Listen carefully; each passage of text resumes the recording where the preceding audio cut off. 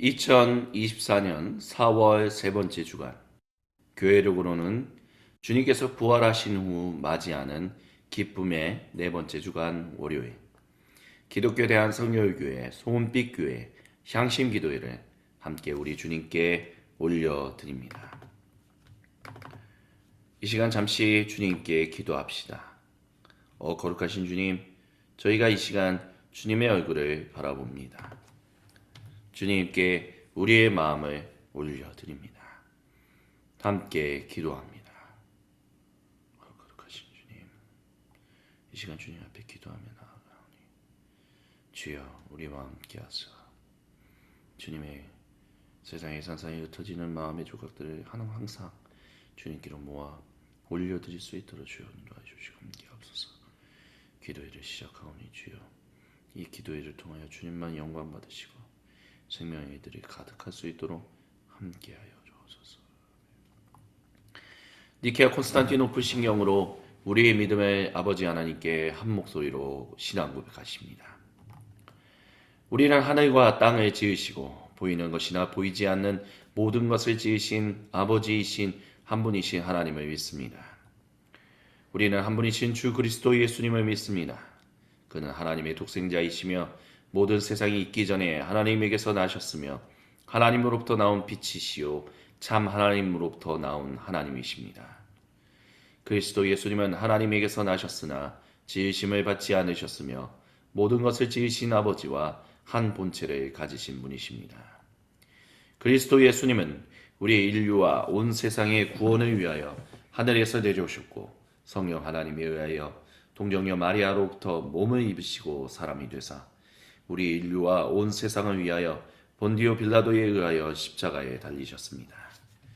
그리스도 예수님은 고난을 당하시고 무덤에 묻히셨다가 성경 말씀대로 사흘 만에 부활하셨습니다. 그리스도 예수님은 하늘에 들어가사 아버지 하나님의 우편에 앉아 계시다가 영광 중에 다시 오셔서 산 사람들과 죽은 사람들을 모두 심판하실 것입니다.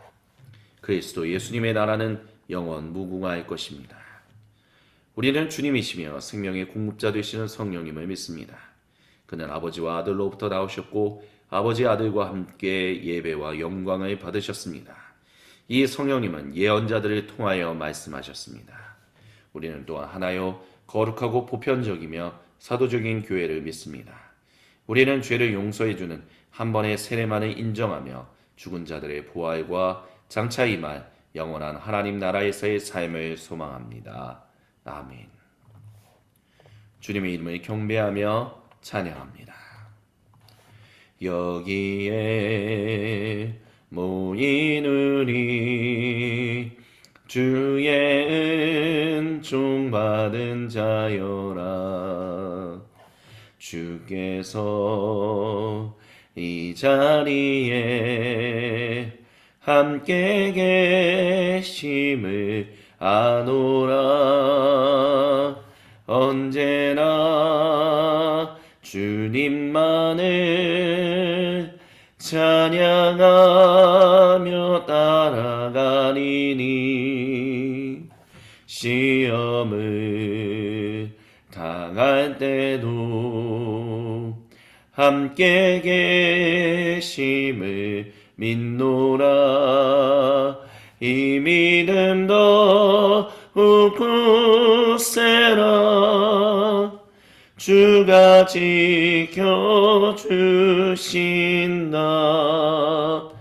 어두운 밤에도 주의 밝은 빛 인도하여 주신다. 주님이 뜻하시니 헤아리기 어렵더라도 언제나 주 뜻 안에 내가 있음을 아노라. 사랑과 말씀들이 나를 더욱 새롭게 하니 때로는 넘어져도 죄의 승리를 믿노라. 이 믿음 더욱 굳세라. 주가 지켜주신다.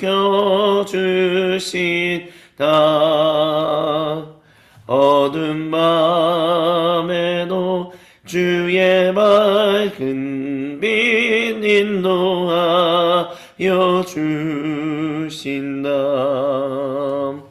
여기에 모인 우리 사랑받는 주의 자녀라. 주께서 뜻하신 바 우리를 통해 펼치신다. 고통과 슬픔 중에 더욱 주님 의지하오니 어려움 이겨내고 주님 더욱 찬양하라. 이 믿음 더욱 굳세라. 주가 지켜주신다. 어두운 밤에도 주의 밝은 빛 인도하여 주신다.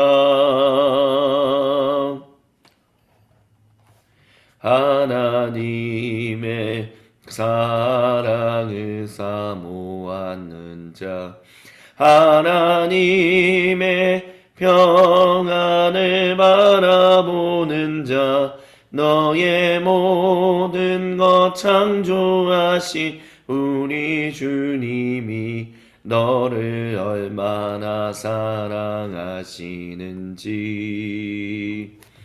하나님께 찬양과 경배하는 자, 하나님의 선하심을 닮아가는 자, 너의 모든 것 창조하신 우리 주님이 너를 자녀 삼으셨네. 하나님 사랑의 눈으로 너를 어느 때나 바라보시고 하나님 인자한 귀로서 언제나 너에게 기울이시니 어두움에 맑은 빛을 비춰주시고 너의 작은 신음에도 응답하시니 너는 어느 곳에 있든지 주를 향하고 주만 바라보지라.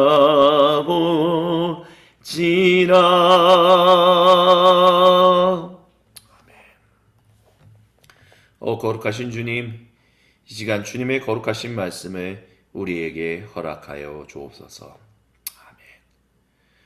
오늘 이 시간 우리에게 주시는 주님의 거룩하신 말씀은 사도행전 2장 37절로부터 47절까지입니다. 제가 세 번역 성경으로 봉독해 드립니다. 사람들이 이 말을 듣고 마음이 찔려서 형제들이여 우리가 어떻게 하면 좋겠습니까? 하고 베드로와 다른 사도들에게 말했습니다.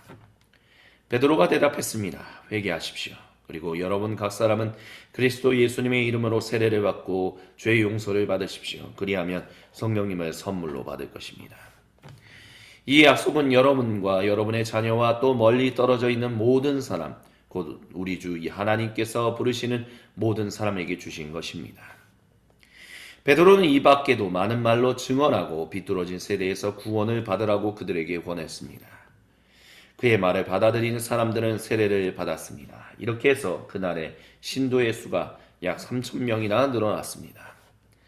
그들은 사도들의 가르침에 몰두하며 서로 사귀는 일과 빵을 떼는 일과 기도에 힘썼습니다. 모든 사람에게 두려운 마음이 생겼습니다. 사도들을 통하여 놀라운 일과 표징이 많이 일어났던 것입니다. 믿는 사람은 모두 함께 지내며 모든 것을 공동으로 소유했습니다. 그들은 재산과 소유물을 팔아서 모든 사람에게 필요한 대로 나누어 주었습니다. 그리고 날마다 한 마음으로 성전에 열심히 모이고 집집이 돌아가면서 빵을 떼며 순전한 마음으로 기쁘게 음식을 먹고 하나님을 찬양했습니다. 그래서 그들은 모든 사람에게서 호감을 샀습니다. 주님께서는 구원받는 사람을 날마다 더하여 주셨습니다. 이는 거룩하신 우리 주님의 말씀입니다. 아멘. 주님 영광 받으소서. 사도행전 강의 4번째 시간을 시작하도록 하겠습니다. 이 본문은 예루살렘 교회 공동체의 시작과 그들이 함께 제사를 모으고 이렇게 주님을 섬기고 하나님을 사랑하고 이웃을 사랑했다라는 것을 보여주는 대표적인 모습입니다. 그래서 보통 우리가 제세대파를 포함한 그리스도교 공동체들은 예루살렘 교회 공동체의 모습을 따라가야 한다라고 말합니다. 근데 우리가 조금 생각해 봐야 할 일이 있습니다. 그것은 무엇이냐면 이 형제들이요, 우리가 어떻게 하면 좋겠습니까? 라고 말했던 수많은 사람들은 단순히 예루살렘 지역에만 살았던 사람들만이 아닌 수없이 많은 로마 제국뿐만이 아니라 로마 제국 바깥에서 살던 사람들이 이렇게 얘기하고 있다는 것입니다. 물론 거기에는 유대인들이 다수입니다. 그렇지만 중요한 것은 여기서 말하는 유대인의 민족적인 정체성은 단순히 땅에 기반을 두고 있지 않습니다. 여기서 말하는 땅의 기반이라고 하는 것은 단순히 로마 제국이라든지 로마 제국 바깥이라든지 이런 것에만 바탕을 두고 있지는 않다라는 것입니다. 물론 유대인들의 진정한 정체성은 당연히 땅에 있습니다. 그리고 그 땅은 예루살렘입니다. 그렇기 때문에 사도 베드로가 분명하게 얘기하죠. 그리스도 예수님의 이름으로 세례를 받고 죄 용서를 받으면 성령님을 선물로 받는다라고요. 우리는 이것을 그저 성령 세례, 성령 충만 이 정도로만 생각합니다. 중요하지만 주 1세기 유대인들, 디아스포라 유대인들 모두, 그러니까 땅이라는 것에 기반을 두고 있지는 않지만 예루살렘 성전이라는 그 땅을 또한 기반으로 살아가고 있는 좀 어폐가 있죠. 하지만 중요한 것은 이것을 기억하는 것이 중요합니다. 어느 지역에 살든 상관없었습니다. 하지만 예루살렘 성전을 굉장히 중요하게 여겼습니다. 왜냐하면 그들은 야훼 하나님의 귀환을 간절히 바라고 있었던 사람들이 있기 때문입니다. 이 포로기가 끝나기를 소망하며 그 포로기가 끝날 것이라는 것을 믿음으로 고백하고 있는 사람들이었기 때문입니다. 근데 사도 베드로가 이렇게 얘기했다는 것입니다. 성령님은 선물로 받는다라고요. 그것은 뭐냐면 야훼 하나님이 귀환하신다라는 것을 이야기한 것입니다. 그렇기 때문에 우리는 주후 18세기 또는 17세기 이때 초기 복음주의나 뭐 이런 여러 가지의 이야기들을 토대로 뭐 성령 세례, 성령 충만 이런 것들을 굉장히 많이 강조했습니다. 하지만 중요한 것은 야훼 하나님이 당신에게 돌아온다는 것, 그것은 다른 말로 한다면 포로기가 끝났다라는 것을 얘기한다는 것입니다.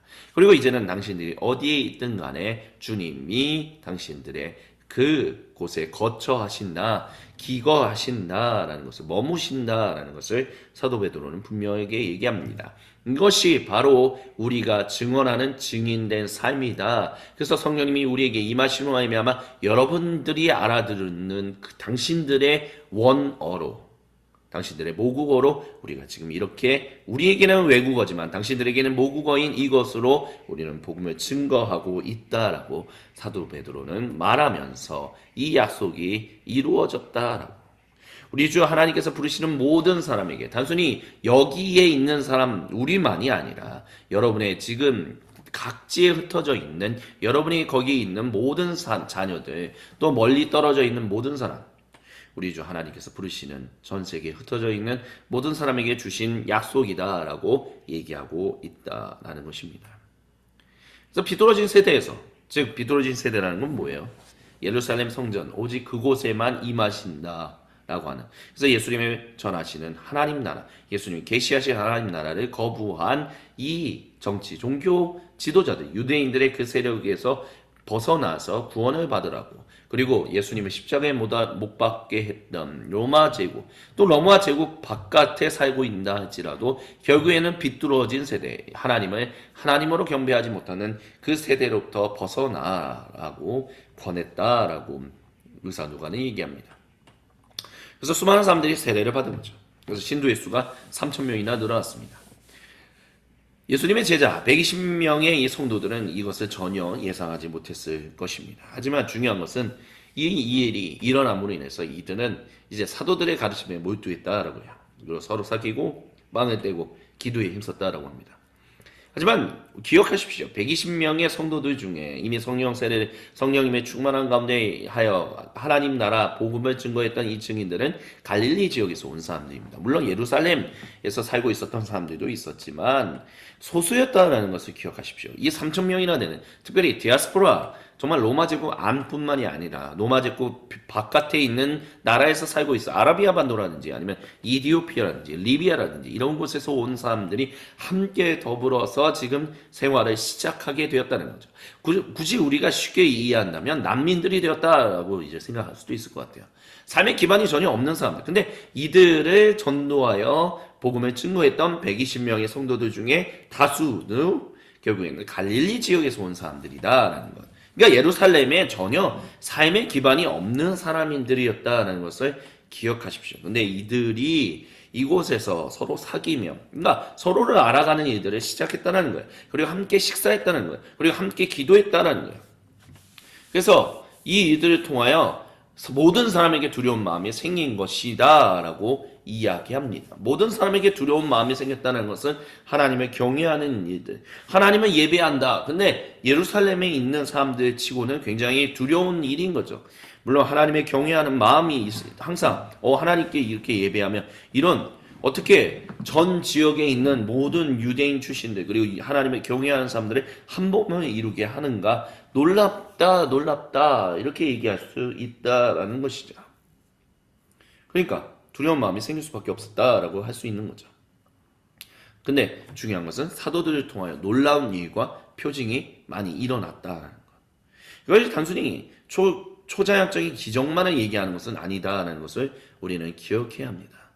무슨 얘기냐? 초자연적인 기적이라는 것뿐만이 아니라 일상생활에서, 즉 삶의 기반이 예루살렘 지역에 없었던 120명의 성도와 역시 삶의 기반이 그저 6월절이기 때문에 여기 와서 주님께 예배드리며 성전으로 왔던 사람들이 돌아가지 않고, 자기 집으로 돌아가지 않고 계속해서 사도들이 가르침에 몰두하며 예루살렘 지역에서 서로 사귀고 빵을 떼는 이 일들을 잘 오거나이즈, 다른 말로 우리나라 말로 한다면 잘 이것을 진행하고 있는, 잘 이거를 구성하고 있는 일들을 하고 있는 것. 그것은 전적인 하나님의 하시는 일들이었다는 거예요. 하나님의 하시는 일들. 그렇기 때문에 모든 사람에게 두려운 마음이 생겼다는 거죠. 그래서 믿는 사람들은 모두 함께 지내며 모든 것을 공동으로 소유했다는 것. 여기서 말하는 공동으로 소유했다라는 것. 그것에 많은 것을 내놓은 사람들은 당연히 몇 안 되는 예루살렘 지역에 살고 있었던 그 성도들이었을 것이라는 것을 우리는 미루어 짐작할 수 있습니다. 그래서 재산과 소유물을 다 팔았다. 모든 사람에게 필요한 대로 나누어 주었다는 것은 예루살렘에 기거하고 있었던, 예루살렘에 기반을 두고 있었던 몇 안 되는 성도들이 이런 모든 일들을 했다라고 얘기해야 할 것입니다. 근데 그 일이 기뻤다는 거예요. 한 마음으로 성전에 열심히 모이고 집집이 돌아가면서 빵을 떼고 순전한 마음으로 기쁘게 음식을 먹고 하나님을 찬양해서 이것이 결국에는 많은 사람들에게 호감을 샀다라고 거룩한 누가는 우리에게 이야기해주고 있습니다. 주님께서 사랑하시는 모든 형제자매 여러분, 이 본문을 통해서 오늘 이 시간 우리에게 주님이 무슨 말씀을 하고 싶으실까요? 모든 사람에게 두려운 마음이 생겼다라는 것은 거룩한 성도들에게도 있지만 예루살렘에 기거하고 있었던 모든 유대인들에게도 두려운 마음이 생겼다라는 것을 얘기해 주고 있습니다. 근데 사도들을 통하여 수많은 사람들이 자기 집으로 돌아가지 않을 때 얼마나 예루살렘에 기거하고 그 삶의 기반을 두고 있었다는 사람들은 얼마나 놀랬을까요? 근데 그들이 이렇게 함께 먼저 근데 예루살렘 지역에 살고 있는 같이 기반을 두고 있는 누군가가 갑자기 모든 것을 내놔서 공동으로 함께 살아갈 수 있게 이렇게 헌신하고 그 일에 대해서 함께 감사하며 특별히 여기서 말하는 이 정말 집집이 돌아가면서 빵을 든다 이게 쉬운 일이 아니었을 겁니다. 예루살렘에 거주하고 예루살렘에 기반을 두고 있었던 몇 안 되는 성도들이 하는 이 일이 정말 쉽지 않은 일이었을 거예요. 얼마나 많은 음식들이 오고 갔을 것인가, 얼마나 많은 성님들이 오고 갔을 것인가, 얼마나 많은 희생과 얼마나 많은 헌신이 있었을 것이다 라는 것을 우리는 미루어 짐작할 수 있습니다. 근데 이 모든 일들이 한순간에 일어난, 갑자기 몰려든 이 사람들이 이 일을 기쁘게 감사하며 할 수 있도록 이 일들이 사도들의 가르침에 사도들이 행한 사도들을 통하여 주님이 놀라운 일을 행하셨다는 것을 보았다라는 것입니다. 그러니까 첫 번째 주님이 이 본문을 통해서 우리에게 주고자 하시는 이야기의 핵심은 그겁니다. 초자연적인 기적만이 아니었다는 거죠. 놀라운 일과 표징은 단순히 초자연적인 기적만이 아니었습니다. 갑자기 수많은 사람들이 몰려들었고 수많은 사람들이 함께 그래서 몇 안 되는 예루살렘에 기반을 두고 있었던 성도들이 이들을 섬기는 일들이 일어났는데 이것들이 잘 오르고나이즈되고 뭐 소란이나 소동이나 분란을 일으키지 않고 예루살렘에 거주하고 있었던 삶의 기반을 두고 있었던 유대인들을 힘들게 하지 않았다는 것이죠. 근데 이것이 바로 주님이 하신 일이다라는 것입니다. 그리고 그 일을 통해서 결국에는 많은 사람들에게 호감을 샀다라는 것이 주님이 우리에게 주시는 두 번째 은혜입니다. 두 번째 말씀이다라는 거죠. 우리가 행하는 일들이 호감을 샀는 일들, 물론 호감을 사지 않는 일들도 사도행전의 뒷부분에도 계속해서 등장합니다. 하지만 중요한 것은 이 일들이 호감을 사는 일들이 있었다는 것을 기억해야 합니다. 즉 우리가 주님의 복음을 증거하고 주님의 말씀을 따라 함께 살아가는 일들이 모든 사람에게 항상 호감을 얻지는 않습니다. 사도행전에 보면 그렇죠. 하지만 또한 누군가에게서 모든 사람에게서 또한 호감을 사는 일들도 있다라는 것을 기억하십시오. 그 얘기는 뭐냐? 우리가 주님의 은혜 가운데서 주님이 행하시는 복음의 증인으로서 살아가는데 이것이 진실로 제대로 살아가고 있는가, 제대로 살아가고 있지 못한가라는 것에 있어서 하나님이 우리에게 보이시는 어떤 표징 중에 하나는 분명히 우리의 일들에 호감을 갖는 사람들이 있다라는 것입니다. 모든 사람이 항상 비호감으로 우리를 적대시하지는 않는다라는 것이죠. 그렇기 때문에 내가 진실로 온전히 하나님 앞에서 잘 살아가고 있는가라는 것을 알고 싶다면 내가 하고 있는 이 일을 주님 안에서 호감 있게 그리고 이 일에 전적으로 헌신하는 사람들이 있는가라는 것도 살펴보는 것도 주님의 뜻을 분별하는 데 있어서 좋은 어떤 하나님이 우리에게 주시는 표징, 사인이 될 수 있다라고 말씀을 드리고 싶습니다. 그렇기 때문에 이 두 가지를 가지고 우리가 함께 주님께 기도하며 나아갑시다. 하나님, 우리는 자꾸 성령 세례, 성령 충만 이런 걸로 이 본문을 읽어올 때가 참 많았습니다. 하지만 이 일은 초자연적인 일만을 얘기하는 것이 아니었습니다. 이것은 정말 갑자기 일어난 어떤 사람들의 움직임, 조직적인 전혀 예상하지 못했던 그 조직적인 그 움직임이 잘 오르가나이즈 되고 그래서 예루살렘에 거주하고 있었던 그 지역에 거주하고 있었던 사람들이 비록 처음에는 긴장했지만 그 긴장이 풀리게 하는 그런 일과도 긴밀하게 우리의 일상의 모습과도 긴밀하게 연관된다는 것을 주님은 우리에게 이 시간 말씀하셨습니다. 또한 그러므로 인해서 모든 사람 물론 우리가 주님의 증인으로서 살아가는 데 있어서 그것을 비호감으로 여기는 사람들도 있지만 호감으로 여기는 사람들도 있다는 것을 우리가 기억한다면 하나님 우리가 어떻게 하나님의 뜻을 우리가 지금 하나님 뜻대로 잘 살아가고 있습니까? 아니면 아직도 부족합니까? 그것을 알려주는 것 중에 하나는